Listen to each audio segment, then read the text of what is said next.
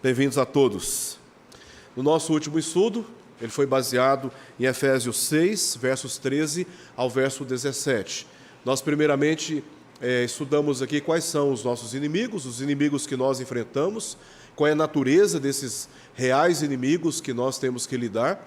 E, no nosso último estudo, avaliamos qual é a armadura, qual é o instrumento, qual é a arma que temos contra esses inimigos. Então, nós estudamos sobre a armadura de Deus, e aqui o que nós veremos agora é apenas uma síntese daquilo que vimos em nosso último estudo. Começar com Gênesis 3, verso 15.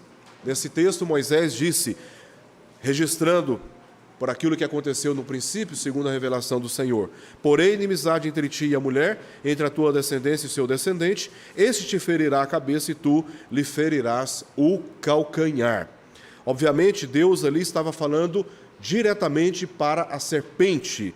Depois, ele se refere à mulher, que é a mãe de todos os seres viventes, conforme Adão se referiu ao dar a ela o nome de Eva. A partir da mulher vem a linhagem de Sete, da qual veio o Messias. Então, nós temos, na referência da mulher, a linhagem do povo de Deus, tá bom? E aí temos a descendência, ou a linhagem de Satanás. Deus estabeleceu uma inimizade entre Satanás e a descendência, ou a linhagem do povo de Deus. Entre a descendência, ou a linhagem de Satanás, e Cristo, o Messias, o descendente da mulher. Veja, a referência da mulher é uma referência da linhagem do povo de Deus, da qual viria o Messias. É claro nas Escrituras esta inimizade, essa hostilidade, essa desarmonia entre Satanás e Cristo, bem como entre a linhagem de Satanás e a linhagem do povo de Deus. Existe uma inimizade e nós não podemos estabelecer uma amizade, uma harmonia, um acordo, uma união, um pacto com o povo que não é o povo de Deus, os incrédulos. Nós podemos manter uma relação pacífica, nós podemos nos relacionar de maneira que o nosso testemunho em Cristo, a brilhante, ilumine este mundo, freie o avanço do pecado neste mundo, como luz e sal, assim como Jesus se refere aos seus discípulos, mas nós não podemos nos colocar debaixo do mesmo jugo, porque são povos, aos olhos de Deus, totalmente distintos, e entre eles não há uma harmonia, tá bom? Então, crentes e incrédulos, eles convivem com esta divergência. Divergência essa que se revela, por exemplo, no interesse de ter uma família formada entre um homem e uma mulher, de cuidar e criar dos filhos segundo a palavra de Deus. Então, nós, crentes, nós temos o interesse de, obedecendo, observando a palavra de Deus, de construirmos famílias segundo os padrões bíblicos. O mundo pensa diferente.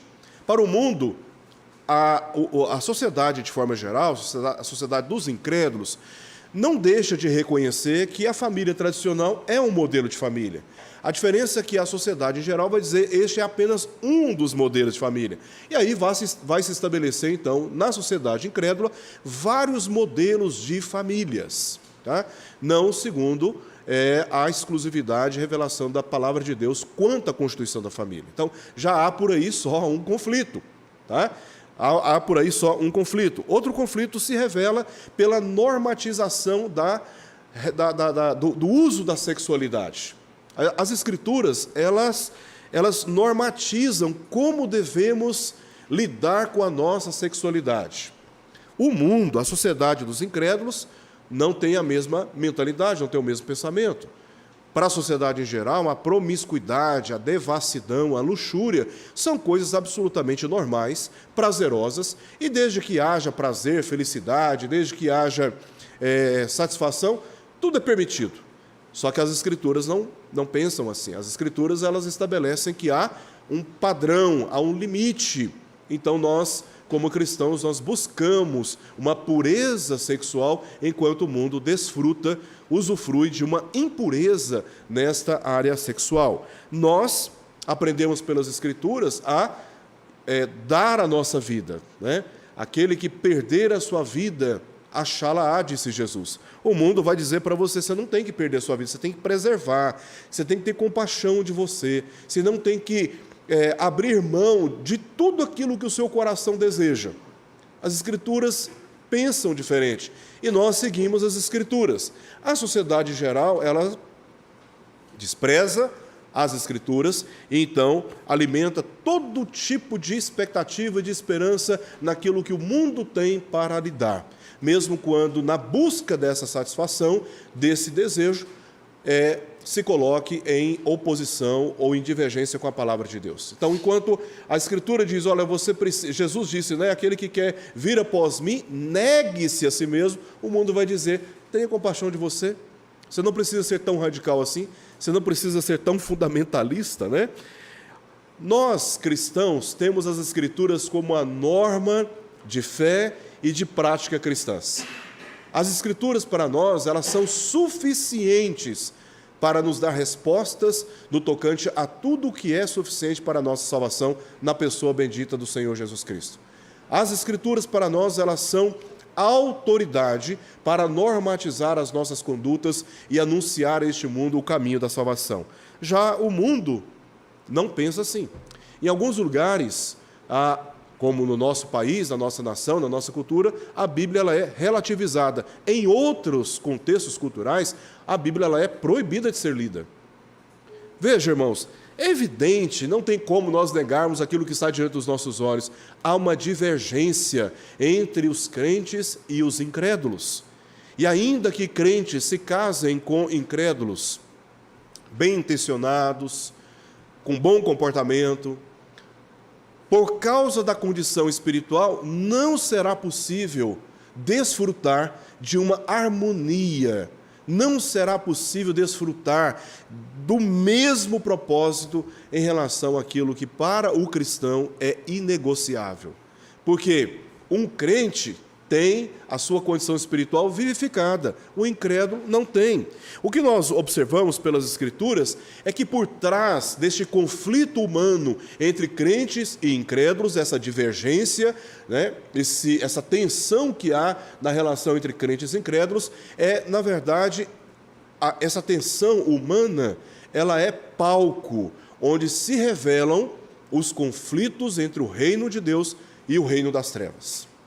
Por isso que Paulo diz em Efésios, ele diz, no verso 12 do capítulo 6, que a nossa luta não é contra a carne e sangue. Paulo está nos chamando a atenção para uma percepção de um conflito espiritual muito mais profunda, que é este conflito entre o reino de Deus e o reino das trevas. E no reino de Deus, o agente do reino é o Rei Jesus Cristo. Enquanto que no reino das trevas, o seu rei, o seu príncipe, é a figura de Satanás. E não há harmonia entre Cristo e o maligno, diz o apóstolo Paulo, lá em 2 Coríntios capítulo 6. Nós temos no reino de Deus a revelação de que os crentes, eles em Cristo, eles são vivificados. Espiritualmente, eles ressuscitaram juntamente com Cristo. Eles já desfrutam da vida eterna no processo da sua santificação ou da sua educação na justiça. Eles estão espiritualmente vivos, enquanto que aqueles que são incrédulos, eles estão espiritualmente mortos, como diz Paulo em Efésios capítulo 2, onde ele diz, já no verso 1, Ele vos deu vida, estando vós mortos nos vossos delitos e pecados. Há duas realidades espirituais, morte espiritual, vida espiritual. E não tem como você estabelecer um meio termo, um estado neutro entre morte e vida. Tá? Crentes estão vivificados pelo Espírito, incrédulos estão mortificados nos seus pecados. Do ponto de vista do reino de Deus, os crentes em Cristo Jesus estão sendo destinados para a vida eterna na presença de Deus, enquanto que os incrédulos estão destinados para um estado eterno de sofrimento e de condenação. Então, não tem como haver conciliação entre essas duas partes. Tá? E aí, o apóstolo Paulo, ele apresenta, na passagem que nós estudamos aqui, essa armadura, verso 13 até o verso 17, que o crente se reveste. E nós vimos exatamente que armadura é esta, tá? E nós verificaremos novamente alguns detalhes relacionados com essa armadura hoje à noite. Tá? Então, no nosso último estudo, nós estudamos sobre a armadura que nós usamos, versos 13 ao verso 17, e hoje o nosso assunto se concentra no poder que o crente exerce. Uma vez que ele toma toda a armadura de Deus, agora qual é o poder ou qual é o vigor que ele tem para instrumentalizar a chamada armadura, que é uma linguagem metafórica, tá? Ilustrativa, que Paulo usa para se referir a uma questão muito mais profunda, de acordo com o contexto que nós já vimos aqui. Vamos ler a passagem, versos 18 ao verso 20, que diz assim: com toda oração e súplica, orando em todo o tempo no Espírito, e para isto, vigiando com toda perseverança e súplica por todos os santos. E também por mim, para que me seja dada no abrir da minha boca a palavra, para com intrepidez fazer conhecido o mistério do Evangelho, pelo qual sou embaixador em cadeias, para que em Cristo eu seja ousado para falar como me cumpre fazê-lo. Esta é a palavra do Senhor que estaremos analisando aqui hoje à noite. Então, como já vimos, a luta do cristão não é contra homens ou sistemas políticos perversos, mas é uma luta de natureza espiritual, que Paulo chama de diabo, no verso 11. Ele fala claramente para poderes ficar firmes contra as ciladas do diabo. Então, a palavra diabo aqui, que significa caluniador, difamador, acusador, se desdobra no verso 12. E ele começa o verso 12 com uma conjunção para explicar exatamente esse chamado diabo. Ele diz por que a nossa luta não é contra carne e sangue, sim contra, aí ele vai descrever estas hostes demoníacas que são representadas por uma figura chamada de diabo. Então, os principados e potestades, os dominadores deste mundo tenebroso e as forças espirituais do mal nas regiões celestes. O argumento principal de Paulo foi no sentido de que os inimigos espirituais só podem ser combatidos com armas espirituais. Hoje eu vi uma matéria de, se não me engano, 2013, de uma determinada igreja neopentecostal no nosso país, que foi condenada pelo Supremo Tribunal de Justiça a indenizar uma moça de 43 anos, que foi induzida, ela foi levada à frente e, por alguma razão, os chamados pastores que estavam conduzindo aquele ato julgaram que ela estava possuída por espíritos demoníacos. E aí sabe o que aconteceu? Começaram uma sessão de descarrego daquela mulher na frente de todos.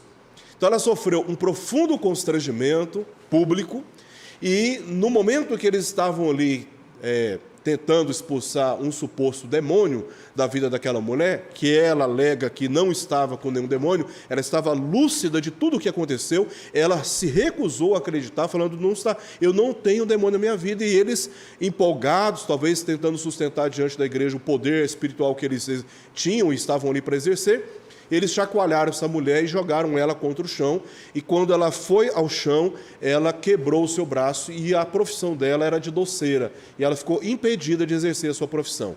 Por causa disso, ela entrou na justiça contra a igreja, e o Supremo Tribunal de Justiça condenou a igreja a indenizar aquela mulher, até, se não me falha a memória, até 63 anos, quando ela atingisse 63 anos. Tá? Por que coisas como essas acontecem? Aqui mesmo na nossa igreja, nós já atendemos uma pessoa que veio de Anápolis com profundos traumas, porque lá julgaram que ela estava com demônios, bateram nela com Bíblia, jogaram ela contra a parede. Por que essas coisas acontecem? Porque falta o discernimento sobre contra quem que estamos combatendo. E aí, na tentativa de ferir o maligno, ferir o demônio, fere a pessoa, machuca a pessoa, causa um transtorno para a pessoa. Então, aqui nós entendemos pelo ensino do apóstolo Paulo que nossos reais inimigos não é carne nem sangue. São inimigos de natureza espiritual e porque eles ocupam a esfera espiritual, nós temos que usar as armas espirituais. Senão, irmãos, na tentativa de combater o que é espiritual, nós vamos atacar pessoas, nós vamos ferir pessoas e vamos causar danos a pessoas. Porque em Cristo, segundo os eternos decretos de Deus, pode simplesmente redimir daquele estado espiritual de morte para a vida. E aí nós, ao invés de sermos proclamadores da verdade, conduzindo as pessoas a Cristo, nos apresentamos como verdadeiras pedras de tropeço, escândalo diante daqueles para quem o Senhor nos chamou a pregar o Evangelho. Então, ao invés da igreja se tornar perseguidora dos que se opõem a ela, deve compreender as forças malignas que estão atuando justamente por trás dessas relações de hostilidades humanas deste mundo, preservando assim a sua identidade e a sua missão em oração. O intuito aqui da palavra de Deus é de justamente nos ajudar a cumprir a nossa missão como igreja, preservar a nossa identidade e fazendo tudo isso em oração, não perseguindo pessoas. Aliás, a Escritura condena o cristão que paga o mal com mal. A Escritura não autoriza o cristão a se vingar. A vingança pertence ao Senhor, diz o apóstolo Paulo em Romanos capítulo 12. Então, nós não temos que pagar o mal com o mal, perseguindo aqueles que nos perseguem, ferindo aqueles que nos ferem, agindo com hostilidade no uso das nossas palavras contra aqueles que difamam a igreja. Este não é o nosso papel, essa não é a nossa vocação. E o apóstolo Paulo deixa isso muito claro aqui, quando ele fala qual é o instrumento que precisamos usar contra aqueles que são os nossos reais inimigos. É tomando a armadura de Deus. E aí ele descreve cingir, que, como vimos no nosso estudo anterior, significa esta confiança na verdade de Cristo, e isso está claro no próprio texto, a couraça, que é a confiança na justiça de Cristo, o calçado, que é a confiança na reconciliação de Cristo, o escudo, que é a confiança de fé em Cristo, o capacete, que é a confiança na salvação de Cristo, e a espada, que é a confiança na palavra sobre Cristo. Essa é a armadura do cristão. Essa é a armadura com a qual o cristão deve se revestir. Essa confiança na pessoa e na obra do Senhor Jesus Cristo. A vitória do cristão não é representada por suas obras, mas por Cristo. O cristão não vence essa batalha por sua boa intenção, por algumas disciplinas espirituais. O cristão só vence essa batalha contra o reino das trevas por meio daquele que o João diz ser maior do que aquele que está no mundo, e o seu nome é Jesus Cristo. Sem Cristo não há vitória contra esses reinos das trevas. Não é possível vencermos os nossos inimigos espirituais sem que estejamos em Cristo. Ele é quem tem a autoridade sobre o reino das trevas. Portanto, a armadura do cristão, nós nos equipamos e nos preparamos para essa batalha, com real expectativa de vitória, de superação, quando nós fortalecemos a nossa comunhão com Deus por meio da fé em Jesus Cristo. E vimos que nenhum demônio, nenhuma potestade, nenhum principado, nenhuma força espiritual do mal é capaz de existir um cristão que está unido com Cristo. Aliás, quando Jesus desce do monte, em Mateus capítulo 17, com os 3 discípulos, Pedro, Tiago e João, ele encontra um pai ali desesperado, com um filho que estava terrivelmente possuído por um demônio. O pai, ao chegar ali no pé do monte, não encontrou Jesus, e ele então foi até os discípulos, pressupondo que, porque os discípulos andavam com Cristo, eles já teriam aprendido sobre como lidar com aquele problema. Os discípulos não souberam o que fazer. Então Jesus chegou, resolveu o problema, e depois, em particular, os discípulos perguntaram: Senhor, por que nós não conseguimos expulsar? Qual foi a resposta de Jesus? Essa casta só sai com jejum e oração. Jesus não está dizendo ali, literalmente, que os discípulos tinham que deixar aquele conflito lá, o pai com o filho, possesso por demônios, se resignar em jejuns e oração, depois voltar a expulsar o demônio. Existe uma percepção mais profunda do texto, que o próprio texto revela no seu contexto. Os discípulos estavam discutindo entre eles quem seria o maior no reino dos céus. Eles estavam com a sua base espiritual enfraquecida, por isso que diante de um conflito espiritual, eles não se viram capazes. E Jesus está dizendo: olha, vocês só expulsam essas hostes, essa casta, em jejum e oração. O que o jejum e oração faz conosco, irmãos? fortalece a nossa comunhão com o Senhor, nos coloca em completa dependência do Senhor, e se não for assim, não adianta fazer graça, como que em Atos capítulo 19, e eu mencionei aqui no nosso último estudo, daqueles que estavam tentando fazer as mesmas coisas que o apóstolo Paulo estava fazendo, e aí os demônios falaram: olha, eu sei quem é Cristo e sei quem é Paulo, mas vocês quem são? E os demônios partiram para cima daqueles homens que estavam tentando reproduzir as obras de Paulo externamente, sem fé em Cristo, sem união com Cristo, sem autoridade em Cristo, e o resultado é que eles foram subjugados pelos demônios. Então, o que nos dá vitória contra os nossos inimigos é essa armadura, que é uma linguagem metafórica, para se referir a essa confiança que nós precisamos depositar em Cristo Jesus, com base naquilo que Ele, Deus, em Cristo fez por nós. Esta unidade, essa comunhão com Deus pela fé em Jesus Cristo é que nos prepara para vencer as batalhas espirituais que nos cercam. Por essa razão, Paulo exortou para que o cristão fosse fortalecido no Senhor e na força do seu poder. Verso 10. Veja, o contexto, irmãos, já está explicando tudo, está deixando tudo mastigado. Então, é fortalecendo a nossa comunhão com Cristo que nós, então, seremos capazes de vencer os nossos inimigos. Somente nele há poder para resistir às lutas que cerca o cristão e lhe dá condições para vencer essas batalhas. Portanto, diz Paulo, tomai toda a armadura de Deus. Verso 18, com toda oração e súplica. E este é o tom maior do estudo que nós temos para esta noite, tá? Diz assim: com toda oração e súplica, orando em todo o tempo no Espírito, e para isto vigiando com toda perseverança e súplica por todos os santos. Verso 18 do capítulo 6. Essa passagem nos faz lembrar uma outra passagem que tem no seu paralelo, paralelo a essa passagem de Efésios, pontos muito convergentes, pontos que se conectam, que é a passagem de Mateus 26, 41. Quando Jesus, no jardim do Getsêmani, com os discípulos, ele disse: olha, vigiai e orai, para que não entreis em tentação. O espírito, na verdade, está pronto, mas a carne é fraca. Jesus enfatiza, em face das tentações que adviriam, que ocorreriam logo depois daqueles momentos. O que aconteceria ali, irmãos? Os soldados do Sinédrio chegariam no jardim, conduzidos por Judas Iscariotes, e levaria Jesus para ser ilegalmente aprisionado depois das 6 horas da noite, não podia, submetido a muitos sacrilégios, a muitas torturas.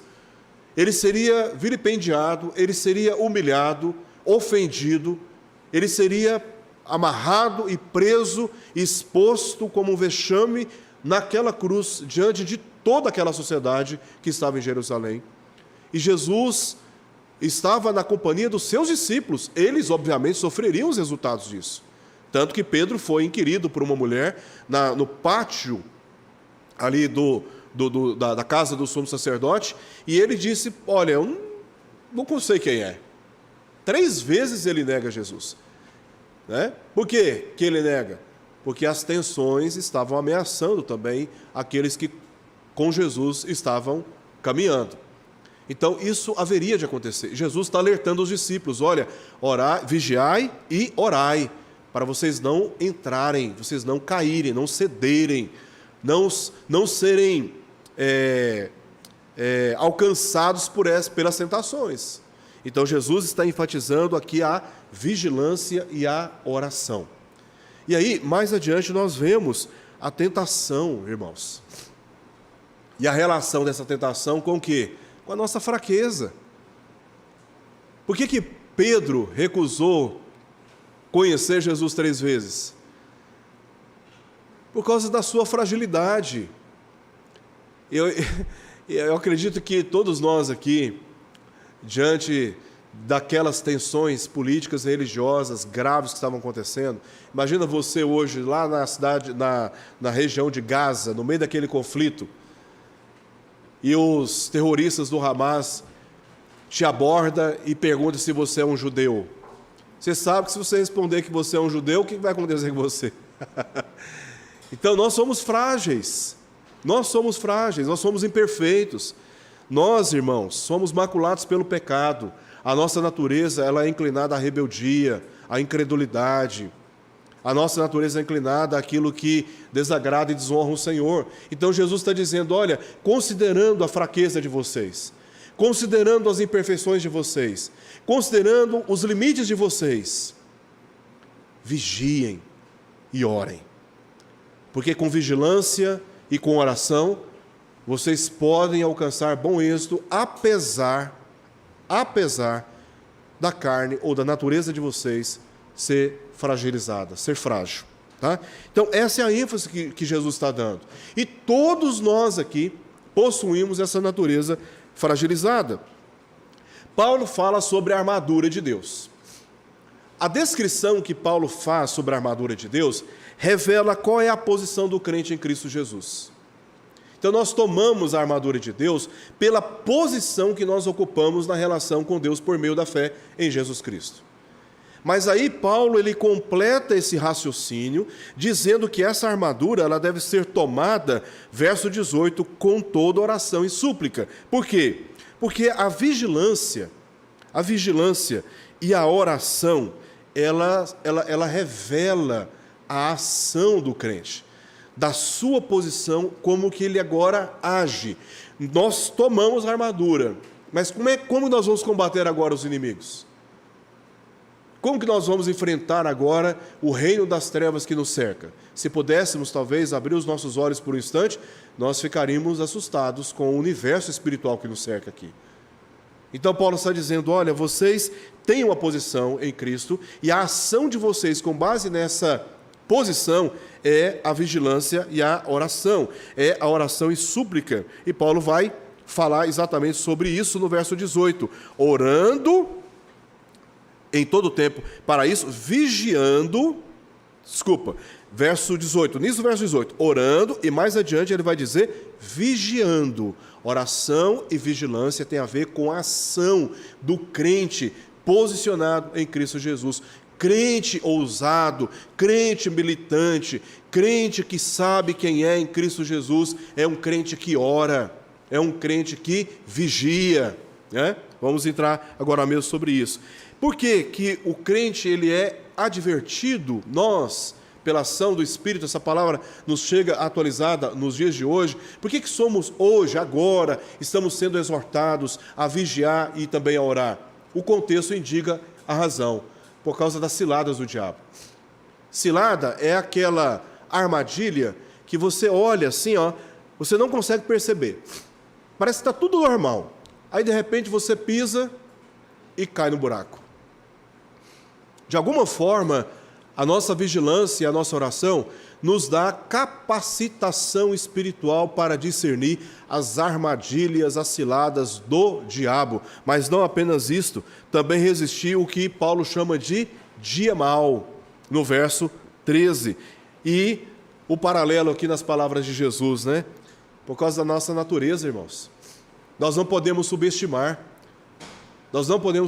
os nossos inimigos espirituais. Tá? Os nossos inimigos espirituais, eles são poderosos. Tá? Os demônios, eles são poderosos. Eles não são mais poderosos que o Senhor Jesus Cristo. Mas eles são poderosos.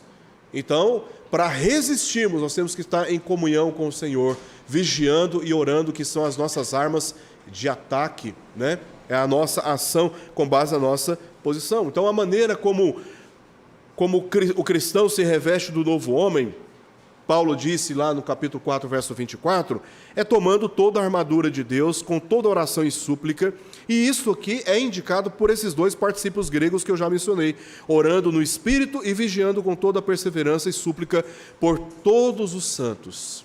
É o que ele diz aí no verso 18. Orando, particípio grego, que na língua portuguesa é compreendido como gerúndio. Orando e vigiando. Nós tomamos essa armadura, nós nos posicionamos com base na obra de Deus em Cristo Jesus, orando e vigiando, em todo o tempo, mesmo quando ele não está discernindo a oposição do diabo. ele deve orar no Espírito, ou seja, na confiança de que o Espírito o está assistindo nas orações, porque suas orações são imperfeitamente ajustadas à vontade de Deus. Como é que nós oramos no Espírito? Como que nós oramos no Espírito?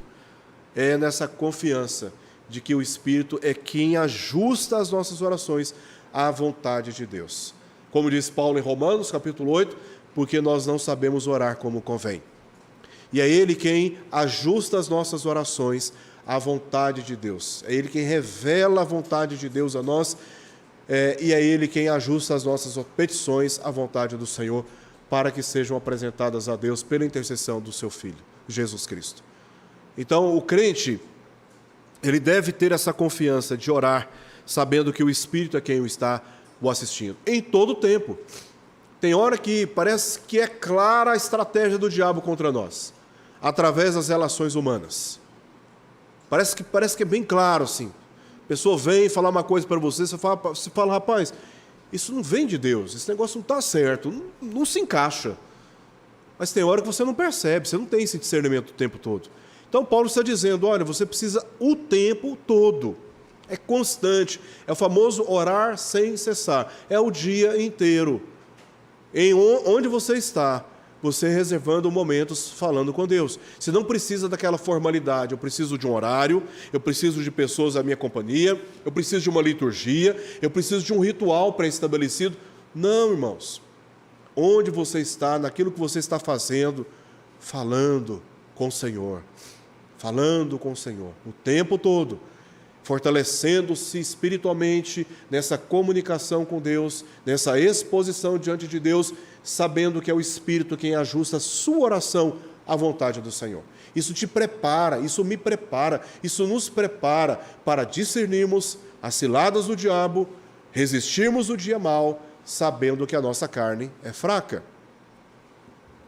Enquanto que toda oração e súplica que ele diz aí, indica a abrangência toda e a intensidade da experiência da oração. A oração aqui, ela se encaixa exatamente no contexto dessas necessidades ordinárias, nós estamos orando o tempo todo, mas quando ele fala de súplica, também está falando de oração.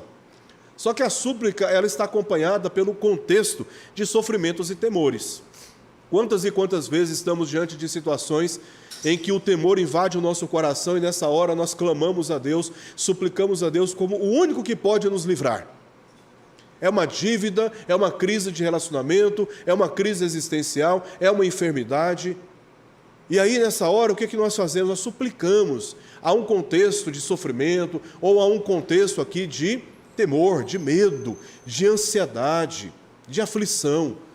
O fato é que Paulo está, ao se referir a toda oração e súplica, se referindo à abrangência, toda a oração, e também à intensidade. Talvez as orações mais intensas que fazemos são essas quando nós suplicamos. Não aquela que a gente faz quando está para dormir, né? A gente até dorme já orando, já perde até a noção do que a gente está falando na oração. Naquele momento em que você está derramando lágrimas na presença de Deus, pedindo a Ele misericórdia, porque não há ninguém para te socorrer naquela situação, senão o Senhor. E essa é uma intensidade de oração, a súplica. Contudo, a oração por si só não é suficiente para resistir à oposição dos inimigos espirituais. É igualmente importante o que Paulo chama de vigilância. Orando e vigiando.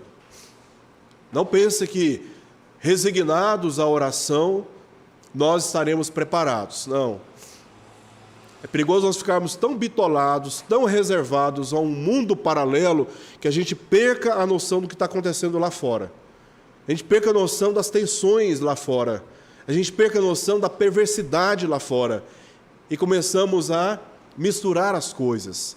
É importante orar, mas é importante também vigiar. Confesso aos irmãos que muitas vezes, em trabalhos missionários, evangelísticos, estive diante de pessoas em que eu tive que orar assim, ó, um olho fechado e o outro aberto. Né? Nós não podemos subestimar, irmãos, os nossos inimigos espirituais, e Paulo está dizendo, olha, vocês precisam orar. mas vocês precisam ficar atentos a tudo que está acontecendo em volta de vocês, tá? E aí ele se refere às ciladas do diabo. Então é vigiando, você está orando, mas você está vigiando, você está observando as suas circunstâncias. Será que não há armadilha esse relacionamento? Será que não há armadilha esse negócio? Será que não há armadilha o que está acontecendo dentro da minha casa? Será que não há armadilha o que está acontecendo aqui no meu setor de trabalho? Será que eu não estou sendo induzido? Será que eu não estou sendo manipulado? Não é viver como um neurótico, não, mas vigiar. Vigiar. Porque por trás de uma proposta aparentemente que garante benefícios, por trás dessa proposta pode estar um grande abismo que você depois vai se surpreender. Então é vigiar. Nem sempre oportunidades positivas de vantagens nesta vida são resposta de Deus, é bênção de Deus. Nem sempre, irmãos. A proposta de Satanás para Jesus é, depois de 40 dias e 40 noites jejuando, qual foi a proposta de Satanás? Transforma as pedras em pães. É uma excelente proposta. Morrendo de fome, ele tinha poder para transformar pedras em pães, só que essa proposta não vinha de Deus, ela vinha do diabo. Quando Pedro, sob a influência de Satanás, chega em particular em Jesus e tenta constranger a Jesus a não ir para a cruz, não se entregar em sacrifício expiatório, Jesus, olha só, imagina, pouco tempo depois, no Getsêmani, ele disse: Senhor, se possível, passe de mim esse cálice. Jesus estava agonizando, não pelos sofrimentos físicos que ele haveria de enfrentar, mas pela separação de Deus naquele Calvário. Jesus já estava, por antecedência, sofrendo uma agonia indizível, se assim podemos dizer. Então vem um discípulo dele, um dos mais próximos, um parça, um amigão, alguém que está junto com ele, e fala: Senhor, tem compaixão de ti, o Senhor não precisa disto. Então Paulo está dizendo, vigiando, porque às vezes vem um amigo, uma pessoa muito próxima de você, às vezes até da sua própria casa, te trazendo uma proposta, te dando um conselho aparentemente bom, só que por trás existe uma cilada do diabo. E você acha que as pessoas não são usadas próximas a nós, crentes, não são usadas pelo diabo? Pedro, sendo um dos principais discípulos, se tornou um dos principais apóstolos nos dias, no primeiro século, foi usado pelo diabo. Judas Iscariotes era o filho da perdição e tinha que se cumprir a promessa. Mas Judas Iscariotes era alguém da confiança, não só de Jesus, mas do colegiado de discípulos, e estava à mesa com Jesus, metendo a mão no prato junto com Jesus, e estava possuído por demônio. Diz o texto que o Satanás entrou em Judas. E Jesus disse para ele em particular: vai e faça o que você tem que fazer. Ele saiu. Os discípulos, sem a percepção do campo espiritual que estava acontecendo naquele momento da última ceia, acharam que Judas tinha saído para resolver algumas coisas da ceia. Acabou o pão, talvez acabou o vinho, a carne do cordeiro já estava no fim, tinha que providenciar mais. Eles acharam e interpretaram, só que, possuído por Satanás, ele estava indo buscar os soldados do Sinédrio para prender Jesus. Veja, irmãos, é orar e vigiar tudo o que está acontecendo em nossa volta. O cristão, ele não pode ser ingênuo a ponto de acreditar em tudo. Às vezes, muitas tribulações estão acontecendo na nossa vida, não é por força demoníaca, mas por providência de Deus, para resgatarmos a confiança que devemos depositar somente nele, para tratar certos valores no nosso coração. E aí, como é que a gente discerne uma coisa da outra? Orando e vigiando. Orando e vigiando, tá? Além das ciladas do diabo, tem um dia mau para ser discernido. O dia em que parece que há uma conspiração contra nós, né? Hoje o dia está daqueles, né? Está daqueles. Parece que tudo está concorrendo para tirar a minha paz e perturbar o meu coração, né? A vigilância dá ao crente a oportunidade de preventivamente identificar qual inimigo ele está lidando. Sua natureza pecaminosa, atraída às tentações, nós precisamos discernir isso. Às vezes não é o diabo e nem o nosso irmão, às vezes sou eu mesmo. A responsabilidade pessoal, nós temos que aprender a discernir se nós estamos sofrendo consequências dos nossos pecados, das nossas decisões tolas, não bíblicas. Se nós estamos sofrendo consequências da nossa rebeldia, sabendo o que a palavra de Deus diz, mas fazendo um teste para ver se vai dar, se vai dar certo, né? Também discernir o mundo que oferece satisfação a essas concupiscências do nosso coração. Temos que ter o discernimento para saber se o problema não está na nossa natureza pecaminosa, se não está no mundo que oferece todas as oportunidades. E você imagina, a fome, né, com o prato que o mundo oferece, é difícil muitas vezes de resistir, né? Você já quer partir por um caminho que não é o caminho do Senhor. O mundo escancara as portas para você, oferecendo todas as benesses que esse mundo tem para oferecer, aí você se entrega. Às vezes, como diz Tiago, cada um é atraído pela sua própria cobiça, né? Então, nós já queremos, o mundo oferece, às vezes a nossa natureza, às vezes o mundo, às vezes o diabo. Aí sim, pode ser que o diabo esteja por trás dessas circunstâncias, e ele é representado pelos poderes malignos do mundo que nós já vimos aqui. Ou, quem sabe, os três que se opõem à honra de Cristo e à nossa santificação. Então, a vigilância nos dá essa capacidade de preventivamente identificar qual é o inimigo que nós estamos tendo que lidar.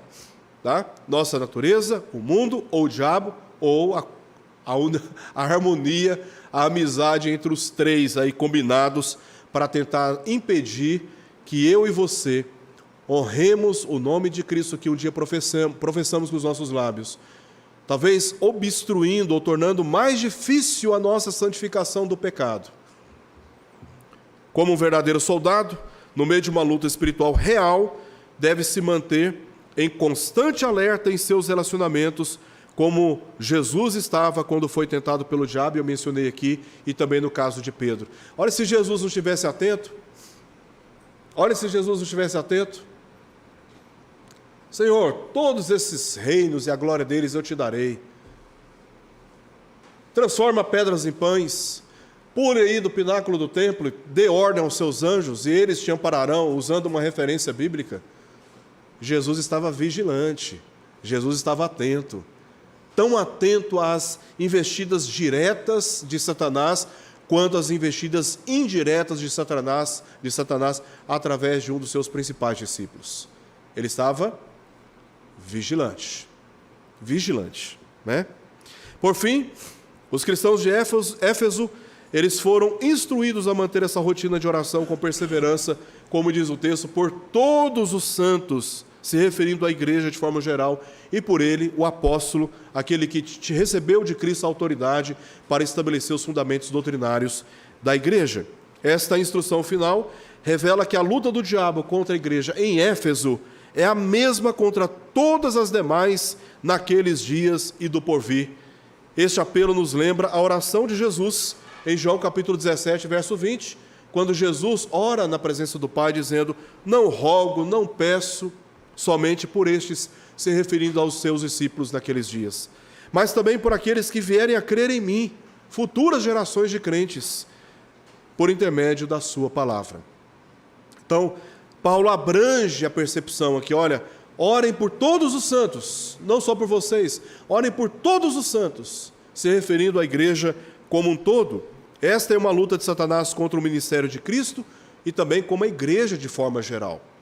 A igreja de forma geral. Nós aqui, mas todos os nossos irmãos que hoje estão perseverando em fé ao redor do mundo e aqueles que haverão de crer por intermédio da palavra de Cristo ainda nesta vida.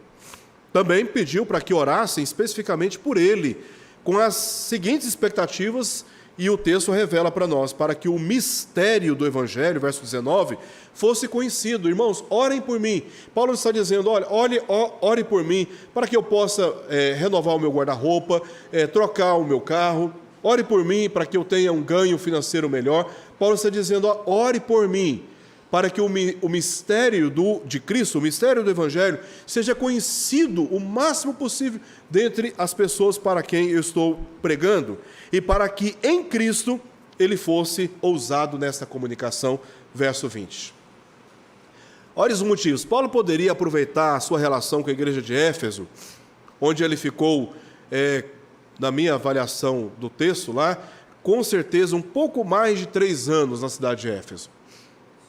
Então, Paulo, ele desenvolveu vínculos com aquela igreja muito íntimos, muito sólidos. Por exemplo, Tessalônica, Paulo teve uma vez, e aí ele teve que sair de lá corrido, porque os judeus se uniram com os da malandragem e tentaram investir contra a vida dele, e nessa arquitetura perversa, maligna, os irmãos, então, despediram de madrugada de Paulo, que foi para Beré, depois foi para Atenas, e depois foi para Corinto. E Paulo, de Corinto, tentou voltar 2 vezes para Tessalônica, mas, como ele mesmo disse, foi impedido por Satanás. Só que em Éfeso, Paulo passou muito rapidamente pela cidade de Tessalônica. Em Éfeso, Paulo fica, no mínimo, 3 anos. Ele tinha muita amizade com aqueles irmãos, ele conhecia aqueles irmãos. Aliás, a Epístola de Éfeso tem uma densidade doutrinária que se explica por este contexto histórico. Aqueles irmãos foram muito bem doutrinados pelo apóstolo Paulo, muito bem pastoreados, e eles tinham condições de compreender exatamente tudo o que Paulo estava escrevendo, né, através dessa epístola. Paulo poderia ter feito vários pedidos particulares, mas ele se limita a fazer pedidos que têm a ver com o ministério da pregação do Evangelho, porque era isso que estava no foco da sua vida. O contexto para os cristãos era tenso, tão tenso quanto também óbvio. Os romanos consideravam os cristãos uma seita judaica insurgente, tá? Porque os cristãos não acreditavam no panteão romano, eles eram rebeldes nas cidades, nas províncias, eles se opunham ao governo, né? Eles tinham um anseio para que os romanos fossem, mais uma vez, a revolta que vai acontecer lá da década de 70, né? Havia já rumores dessa iminente revolta dos judeus contra os romanos, essa segunda revolta dos judeus. A primeira aconteceu no período interbíblico, a segunda aconteceu na década de 70, depois de Cristo, e essa revolta culminou no atropelamento, na devastação dos romanos contra os judeus. É quando o templo é destruído, os lugares sagrados dos judeus são pisados e profanados. Então já havia a fama, os cristãos, eles são insurgentes, eles não aceitam os deuses romanos e eles estão torcendo, estão se organizando para derrubar o império. Mas também havia a fama por parte dos judeus de que os cristãos, eles eram um grupo herético, que tinha que ser banido. Tinha que ser banido. Do jeito que tentaram matar Paulo, eles perseguiam também os cristãos. Basta ler, por exemplo, um dos exemplos, a epístola de Pedro, a primeira epístola de Pedro. Como os cristãos estavam sofrendo perseguições e sendo submetidos a muitos sofrimentos porque eram cristãos.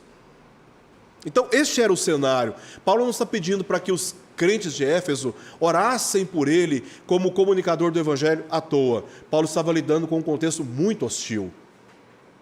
E nesse contexto muito hostil, ele tinha ciência que a luta dele não era contra aqueles que o perseguiam, carne e sangue, e sim os poderes das trevas que estavam por trás. Tá? Paulo estava preso em Roma, conforme já vimos aqui no nosso contexto, e aguardava pelo julgamento no qual esperava apresentar sua defesa, deixando claro que os cristãos, eles não eram insurgentes a Roma, mas a igreja, o corpo de Cristo, composta por crentes judeus e gentios.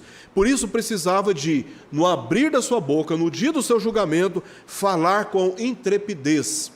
E a palavra grega que ele usa aqui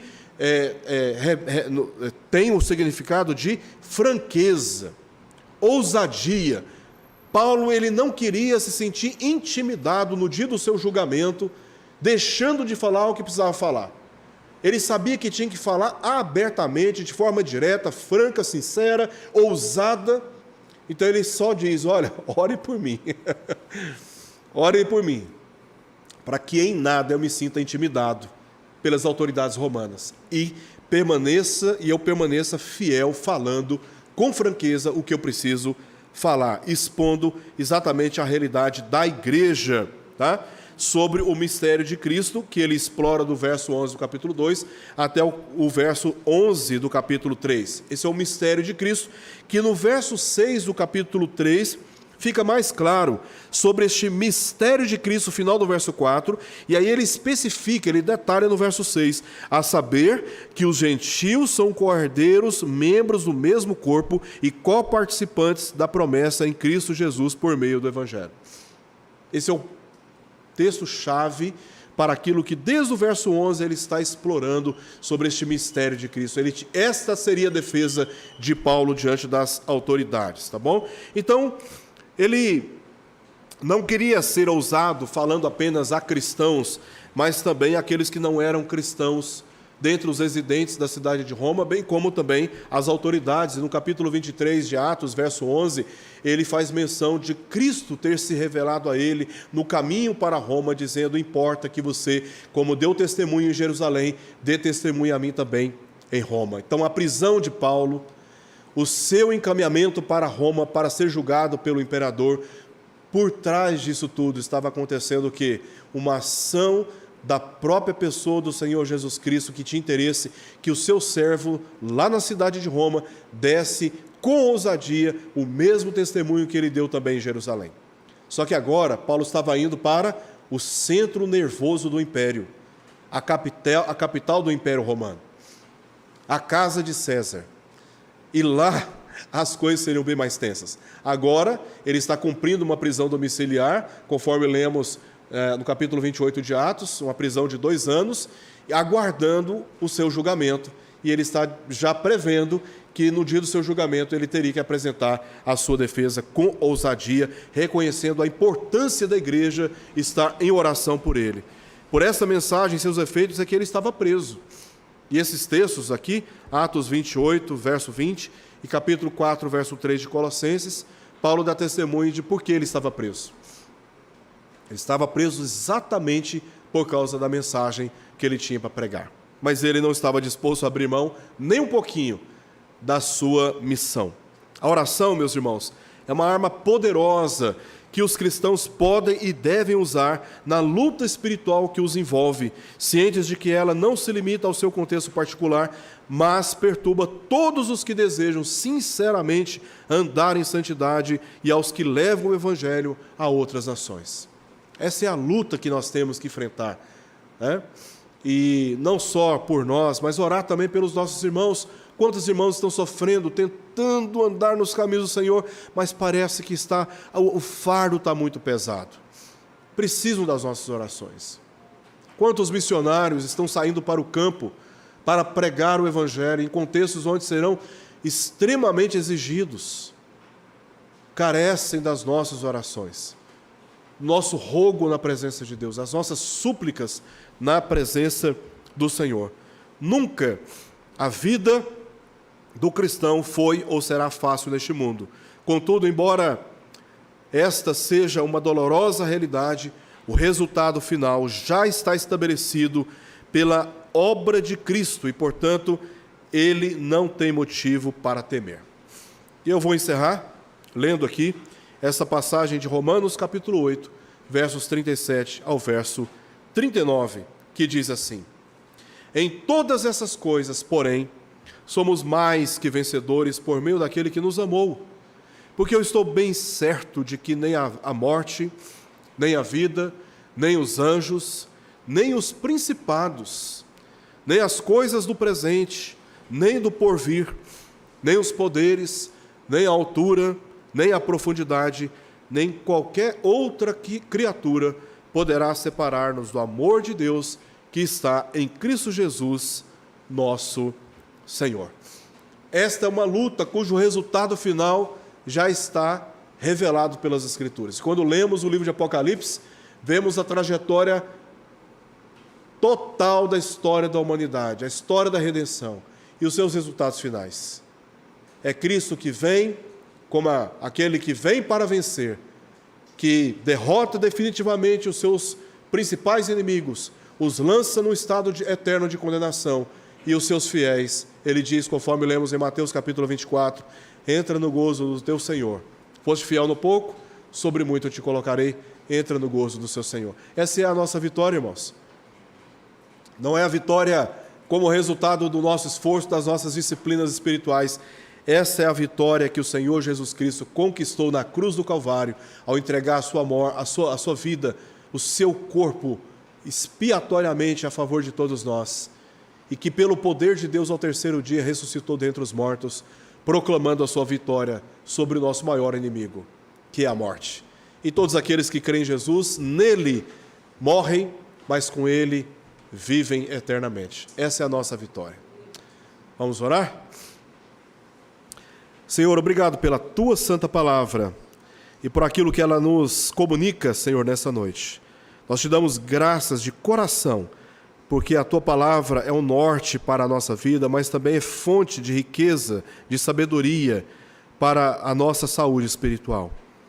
Dá-nos, ó Deus, olhos abertos para percebermos as ciladas do diabo em nossa volta, no momento em que estivermos orando, suplicando ao Senhor e assim fortalecendo a nossa comunhão contigo, para não cairmos, ó Deus, nas tentações. Preserva-nos, ó Deus, na Tua presença e guarda-nos. Nós te pedimos por isto, em nome de Jesus. Amém.